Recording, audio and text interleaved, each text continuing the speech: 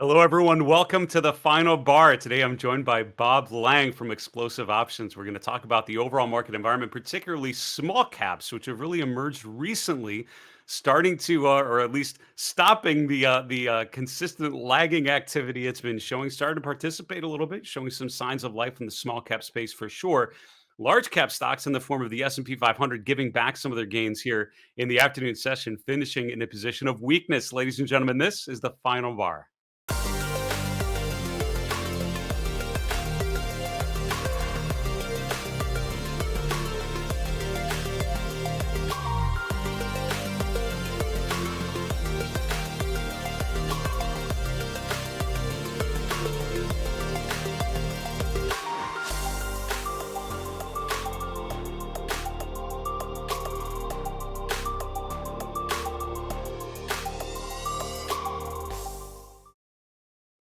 Hello, everyone. Welcome to the final bar. I'm your host, Dave Keller. I'm the chief market strategist here at StockCharts.com in a sunny Redmond, Washington. Thanks for joining us every weekday after the close as we focus on the market activity using the language of technical analysis, using the power of stock charts to visually understand the market activity through the lens of behavioral finance, investor decision making, supply and demand, fear and greed, all those emotional drivers of investment decisions. Now, today, certainly felt like the first half of the day was just a follow through day, sort of that push onward and ever upward to the upside as this uptrend in the S&P 500 continues. The afternoon session sort of retracing most of those gains, finishing back right about at yesterday's close. The S&P finishing around flat, around 45.24. So we're going to look at the overall conditions. But what was really interesting, I think, from in terms of a leadership point of view, or the two top sectors today, which were real estate and utilities. My guest yesterday, David Auerbach, we were talking about REITs in particular, talking about some particular names. And it's interesting that yesterday and today, you see real estate at the top of the list. You see utilities number two. These are fairly defensive sectors, followed by consumer staples number three. So quite the rotation today. We're going to look at a lot of the long-term charts and also do a deep dive on the communication services sector a little later in today's show. We have great guests. I'm really excited to talk with Bob Lang here in a few moments. Coming up tomorrow on September 2nd, we have a former colleague of mine, Denise Chisholm, who's the sector specialist or sector strategist, excuse me, over at Fidelity Investments in Boston. We're going to take Monday off for the Labor Day holiday. Wish everyone a great long holiday weekend. And then coming up next Wednesday, the 8th, we have Ryan Dietrich from LPL Financial. Then finally, Thursday, September 9th, we have Todd Sohn from Strategas joining us.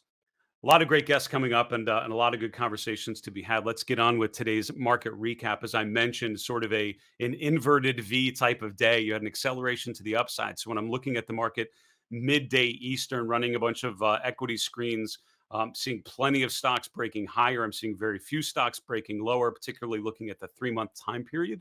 And by the end of the day, most of pretty much all of those gains in terms of the broad averages sort of given back. Now, of course, this is within the context of a fairly long-term uptrend for the S&P 500. So that V is just this little blip on the far right side. Let's keep a proper perspective on the long-term trend. The market continues to make higher highs and higher lows. And as we've mentioned many times, as long as that trend continues, it's hard to think that the market is doing anything other than going higher by definition, right? That is Charles Dow's definition of an uptrend. So we can speculate about what could come next. We can talk about potential exhaustion signals, many of which we've seen at times over the last 8 months or so.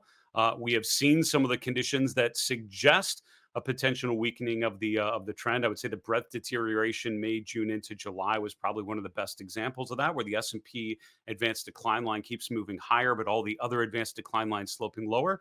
A lot of those negative divergences are sort of alleviating, right? You see overall the market continue to push higher, and you see the 80 line starting to slope back up a little bit, sort of confirming this most recent push higher. And I think the emergence of places like mid caps, which we've talked about, making a new swing high potentially, the small cap index starting to participate. Those are some key indicators that we're not, sort of in risk on mode that are just starting to do that. I'd be interested to see what sort of comes next as we go through, again, one of the seasonally weakest parts of the year. August tends to be pretty weak, and September tends to be even weaker if you look over time, depending on what time frame actually you reference. Elsewhere, looking at the markets, I mentioned the S&P flat, mid caps and small caps up at about a quarter, a third of a percent, nothing dramatic there. And the VIX nearing the 16 level. Not too long ago, we were talking about the VIX going above 20, and that being a significant change. We're actually back down in the mid teens, I would say. Other asset classes, very quickly, not a ton of change in the bond markets, with the TLT finishing essentially flat for the day. 10-year yields down a bit, finishing around 130, and the dollar index down at just a slice off of 25 using the UUP. Commodities overall, I would say relatively weaker. Gold actually finished flat for the day, but it was a choppy day. If you look at the movements, we really didn't make much headway from where we were yesterday's close. Silver was up by about 1%. Cryptocurrencies, broadly speaking, are certainly appreciating, and it's interesting to see. I was reading an article yesterday about just the differentiation in cryptocurrencies. You know, if you think about as a market matures, as you get more and more attention, you start to see some differentiation. You start to see, some real opportunities. Not just that it's an entire asset class going up or down, which I think at times you could have thought of it that way.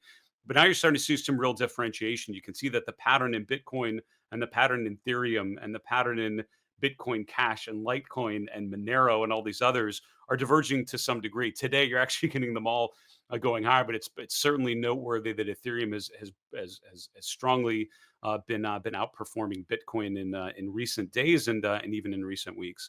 The sector picture pretty interesting, and if you remember yesterday, we were talking a lot about the real estate sector again at the top of the list. And I often remind people, don't think about what sectors or what themes should work given a macro point of view. I think one of the mistakes a lot of investors make is, I'm bullish on stocks. I think the market's going higher. And so you think about the sectors that should do well in that environment. So you might buy some cyclicals, you might buy industrials, or you might buy technology or something just because of your particular point of view. But in the end, those it doesn't necessarily mean that those particular sectors are going to do well. And there have been times when the market does very well, and what you would think of as defensive sectors actually outperform or actually lead the market. There are times when the market does very poorly, but things you might think of as more offense actually do very well. And I'm thinking of the times when technology has been great defense, when you normally think of that as more of an offensive sector. And there are times like now this week where the S&P keeps making new highs, the Nasdaq pushing higher. It's very much growth over value if you look on average, but REITs and utilities are not bad. These things are not struggling. They're actually doing just fine and outperforming some of the cyclical sectors that on a day like today are at the bottom of the return list. So interesting as always to keep a focus on some of those particular groups and themes that are working.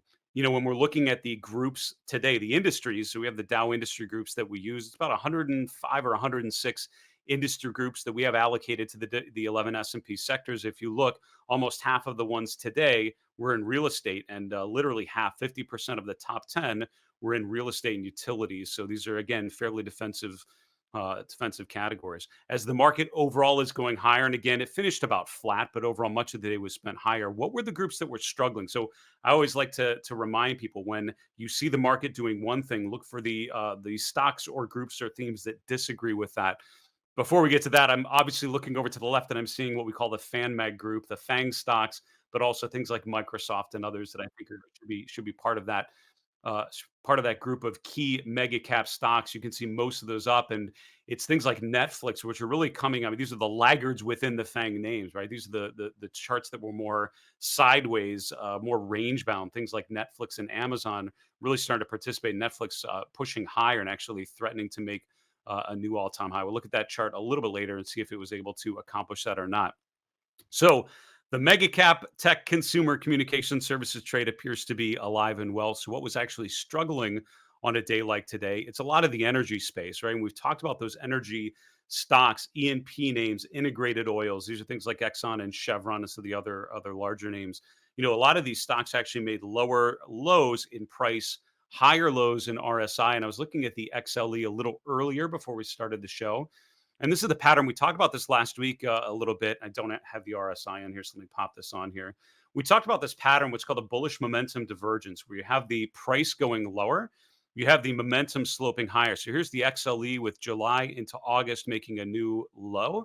And I think undercutting that support level, pretty meaningful, right? So energy stocks overall have been kind of range bound. Although this certainly looks like a head and shoulders type of distribution pattern at surface level. It's all about breaking the swing lows. And so this break lower, when we get below the 200-day, all of a sudden we're breaking lower, making new swing lows. This seems like a negative chart. I can't help but notice the bullish divergence. So you have a higher low in the RSI and the momentum indicator at the time when the price is going lower. You saw this on this chart here. So a lot of the constituents of the XLE stocks like Valero, VLO, and others had a very similar price pattern. The last time you had that pattern was back here in September into October, where the XLE made lower lows, where the momentum actually sloped higher. And if you remember right, this is when no one really thought energy would do anything but struggle, I think, for the most part, because it's just the charts were going lower. There's so many charts that were starting to break out of that range going into November, and these were stocks that were struggling. You saw that these gapped higher. This is when energy and financials really accelerated to the upside, really drove out performance. So while we have not seen that reaction yet, we've not seen that follow through. We're seeing these charts, September and October of last year and July, August of right now, don't look too dissimilar. And I think the key would be obviously breaking that pattern to the upside. We've made this pattern of lower highs and lower lows over the last 6 weeks or so. Does that pattern change and you start to see some signs of accumulation? The divergence suggests that might be starting to form. You have to see the confirmation in terms of price. So on a day like today, you're seeing that not happen. You're seeing energy stocks rotating lower. You're seeing other cyclicals like materials, industrials rotating lower as well. Also, some of the groups that have been doing pretty well, things like banks, which have actually shown some decent strength recently. Biotech, we're actually seeing some charts that are holding in there okay. Maybe worth following some of those as we continue on this week and the new month of September. We need to take a quick break. We'll be back with my guest, Bob Lang. We'll see you in a minute.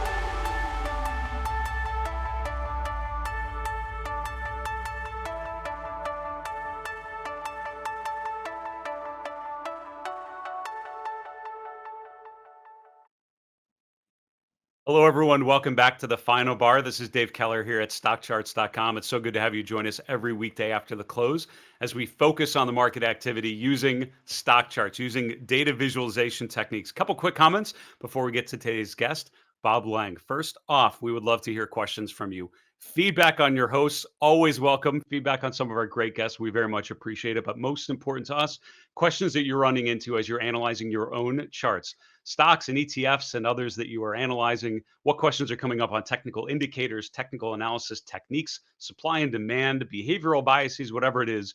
We'll do our best to point you in the right direction. You can get your questions to us one of three ways: via email, thefinalbar@stockcharts.com, via Twitter @finalbarsctv, via YouTube. Just put a comment below the video that you're watching. We'll capture all of those questions. Hope to answer yours on our next mailbag segment on Friday's show. Also, do me a favor, go to stockchartstv.com. You can use your email address, set up a free account, start watching all of our great content on demand from our website and also from all of your mobile devices. Just search on any of the app stores for Stock Charts TV on demand.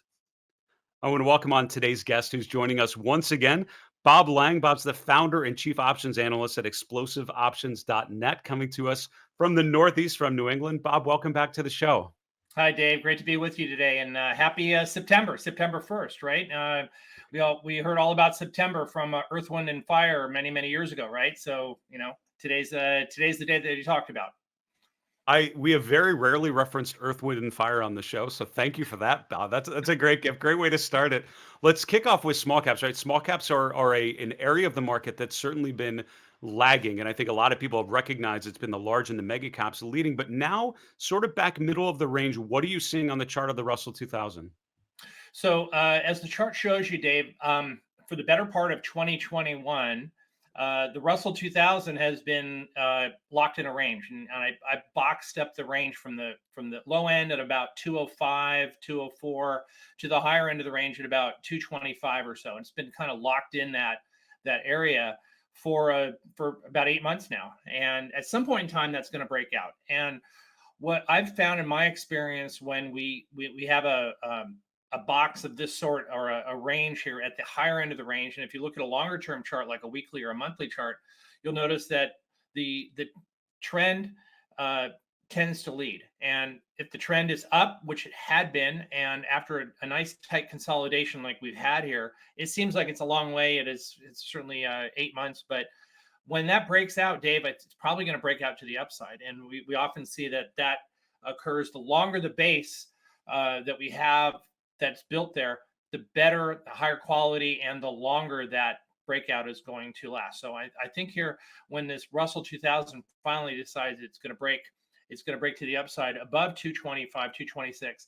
It could make a run up to 300. To be honest with you, it would take weeks, maybe months to get there. But I think the odds are with the better odds are with the bulls right now. And it's hard to imagine what the market would do anything but be incredibly strong if you finally get mid caps and then small caps participating in this uptrend. Now, at the bottom, you have what's called the Chaikin money flow.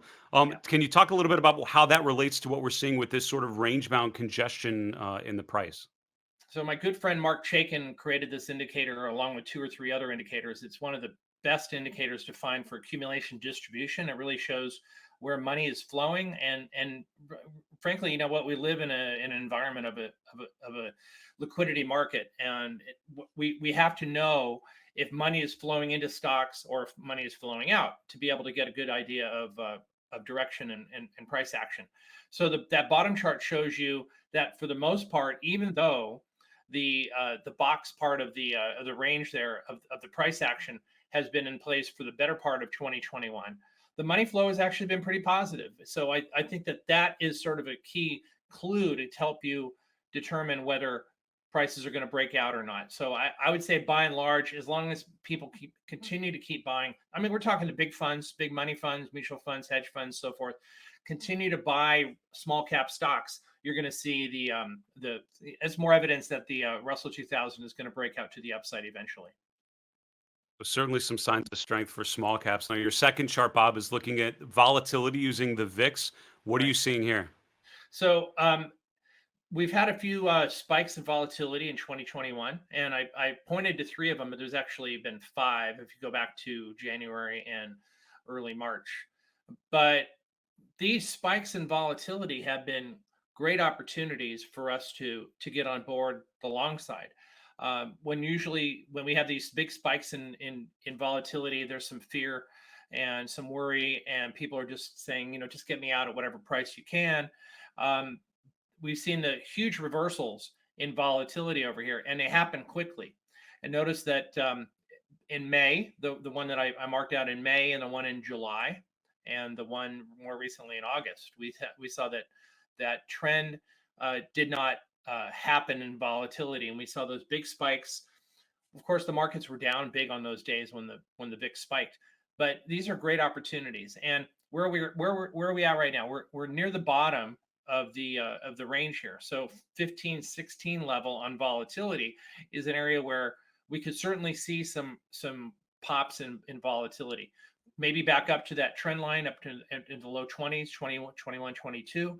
That is certainly a possibility here. I'd say highly unlikely in front of the long weekend and the jobs report, but this is something that we have to be careful of, be aware of.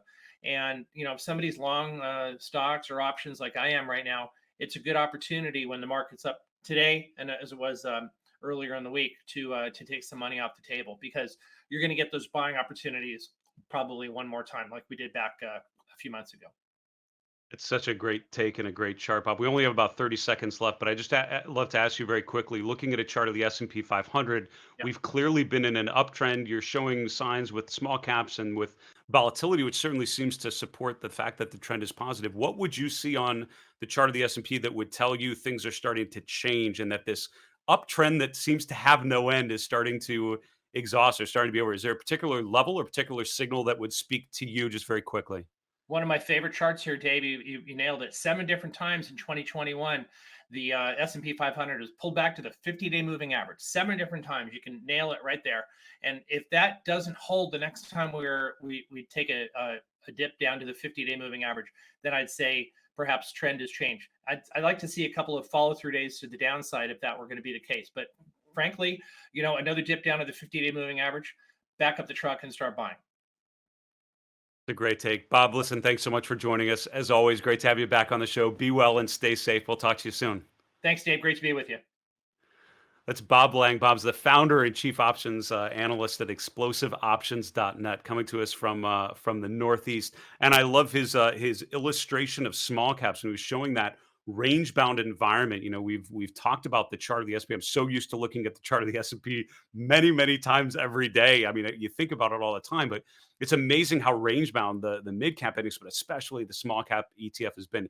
Think about what sort of catalyst that could be if you get the IWM actually breaking to new swing highs. He was mentioning an objective up in the 300s, which would be quite a move from where we're at. And I see the argument breaking through resistance could certainly be a change of character for this market.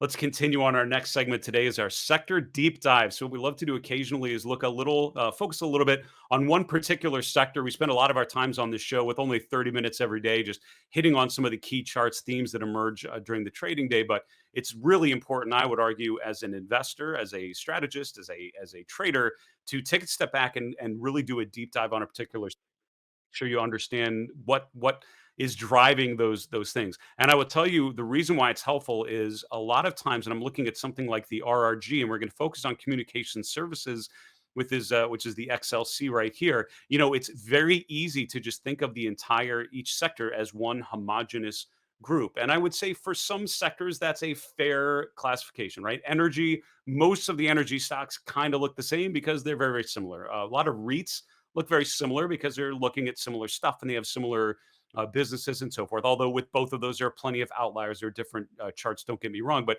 something like consumer discretionary, I'm pointing at the wrong ones, the XLY, is a very diverse sector. You have a lot of different business models and industry groups within that sector. So it is hard to generalize the entire consumer sector, consumer discretionary, as one thing because there are a lot of different things that are represented. So let's look in particular at the communication services sector. The way I'd like to use this or do this is using the industry summary tool on. To get there, by the way, go to charts and tools in the upper left. On the far right side, this lists all the cool stuff you can do on our platform, and industry summary is where we're going. The chart view is a great way to just visually see what's what. I like to go to the table view because I'm always sorting things and reorganizing them. And what we're doing today is sorting them based on their scooter rankings. We take all 100 some industry groups, we rank them in terms of trend strength from strongest to weakest. And so by sorting them in scooter rank order, you can see the strongest groups within that sector to the weakest group. So looking at communication services, it's broken down on our platform into 6 different groups. You have the internet stocks. These are things like Alphabet and names that you would probably guess, Facebook in that group. Publishing, which we're going to look at here in a moment. Broadcasting, entertainment, which things like Disney and those sorts of platforms, cable companies. You have media agencies, which is a smaller group, mobile telecom, things like T-Mobile and others, and then fixed line telecoms like AT&T, Verizon, and others. And so every stock in the sector is indicated into one of those 6 groups. So let's just take a look at a couple of these. So the strongest group are the internet names, and again, the internet names are part of the communication services group when it was kind of mixed together from some technology and some consumer and some old telecom sector was all kind of mashed up into this new communication services sector, which really represents it's fair to group these as one, but these are charts, these are stocks that I think you could make an argument for incorporating them to a couple different sectors. So the strongest names in this particular group are things like Facebook, right? The FANG names, Facebook and Alphabet. And if you wonder why the consumer services sector is doing well overall and why the relative strength is improving, generally speaking, it's because you have stocks like this, which are big mega cap names, market above 1 trillion or so, and also showing strong price profiles and strong relative profiles. I often talk about the career risk if you're a money manager and you're benchmarked to the S&P 500. I'm not sure how you would try to do that without owning a stock like Facebook or really any of the FANG names at this point, because these are big mega cap names. They are benchmark names, which means if you don't own them, you have to go to all of your clients and justify why you don't own this big stock that is performing well. So when stocks like this are performing well, there is a need for money managers to own it because it's so difficult to outperform without owning some of those big names. And that's why these two charts, I think, remain very much in a position of strength. I certainly see that strength continuing. Alphabet is arguably one of the better charts out there, and it's a huge name in the benchmark. So the good news is, if you own something like the spiders, you own some Alphabet and some Facebook because they're a big weight in there. But to be honest with you, as individual stocks, there's plenty of strength to be seen here. I like the strong uptrend and the strong relative trend. Those are names you're probably familiar with. Let's talk about some of the other groups here very quickly. So, one I will go to next is the publishing group. And you think of the publishing group, you probably think of some of the traditional publishers like Gannett, GCI is one that would come to mind. And these are charts that actually aren't bad, right? These are not bad charts. And arguably, this one is forming what we might call a cup and handle pattern, which is a rounded bottoming pattern. Then you have a shallower, short term pullback. You have a consistent resistance level for this stock around 650. And you see a potential break here in the last week or two, getting above the right side of that, the rim of the cup, if you will. So a stock that's rotated from a bit of a distribution mode in the short term to now a bit more accumulation and getting above the highs from earlier this year. So it's an interesting chart to look at. But also within that group, you have some of the market data companies. This is like Thomson Reuters TRI. This is the U.S. listing of the company, which you can see the price that's accelerating to the upside, improving. This is a log scale chart, and it's accelerating to the upside. The relative strength really improving as well, which is what I like. FDS is FactSet Data Systems or FactSet Research, and you can see again this sort of a rounded bottom. Also, almost looks like Regeneron or some of these other charts that are really rotating from weakness to strength. But I like getting above this resistance level. It's a basing pattern for the last year or so, and we're actually finally rotating to the upside, which is pretty impressive.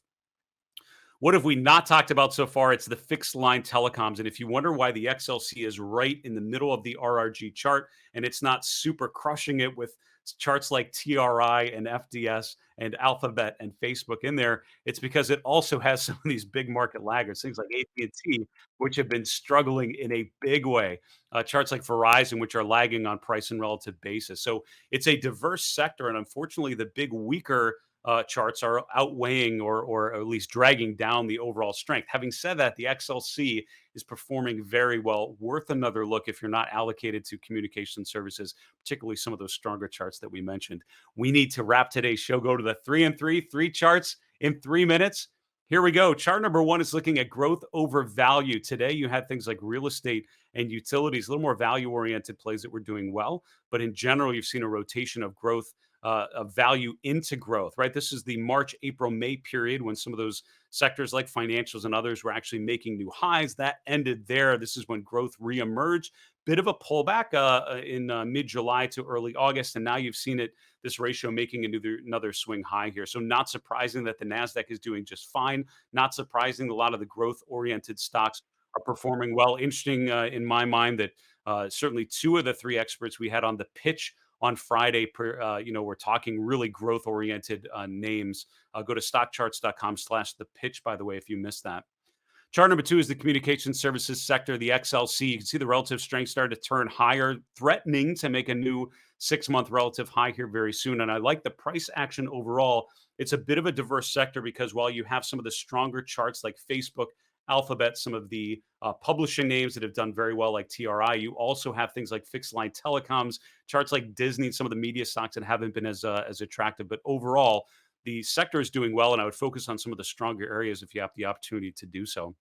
Finally, my fan mag chart. This is looking at the FANG stocks along with a couple others, sort of the 6 mega cap stocks that I think represent that theme. At the top, we have the NYSE FANG Plus Index making a new all-time high today, given strength in the stocks.